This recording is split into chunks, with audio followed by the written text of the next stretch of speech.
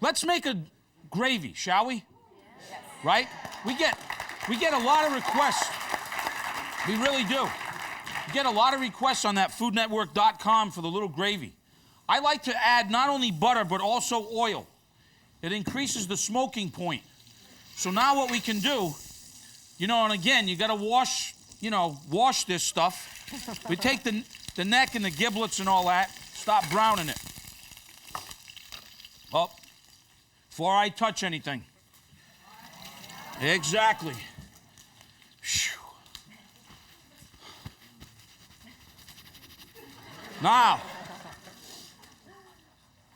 once we get the giblets and the all that stuff in that bag brown, then the next thing that we're going to do is this.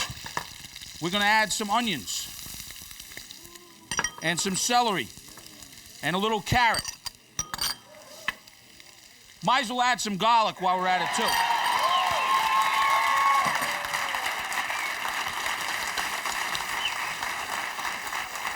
Now,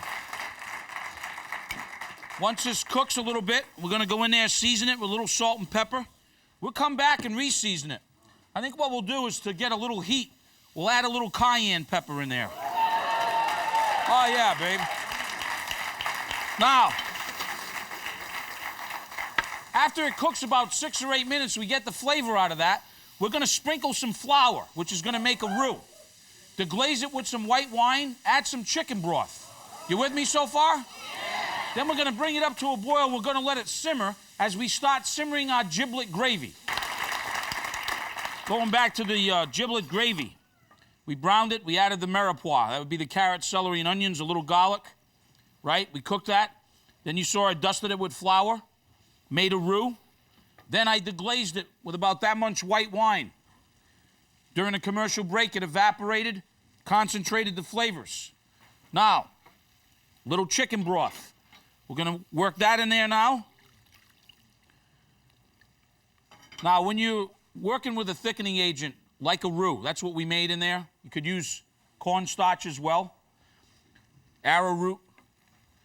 You're never going to know how thick it is until it comes to a boil. Once it comes to a boil, you know exactly its full thickening power, okay? So, what does that tell you? Well, if it comes to a boil, it's too thick, just add a little more liquid. If it's too thin, just sprinkle a little bit more flour. But remember, if you do that, you got to cook it a little bit because you got to cook that flour taste out of it or it's going to taste like flour, okay? Now, we're on our way to gravy here. We'll check that in a second. We seasoned it with salt and a little cayenne.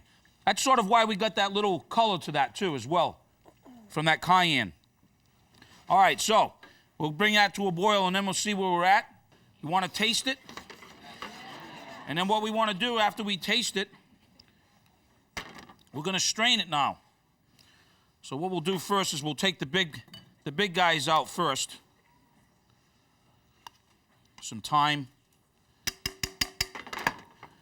And then we'll just kind of strain it.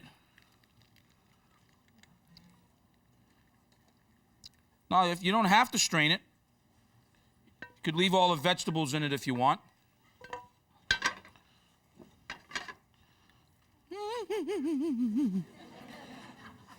Oh, there he goes, panning for gold again. So now, we'll discard that.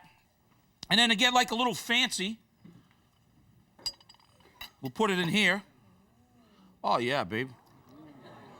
So we got a nice gravy now.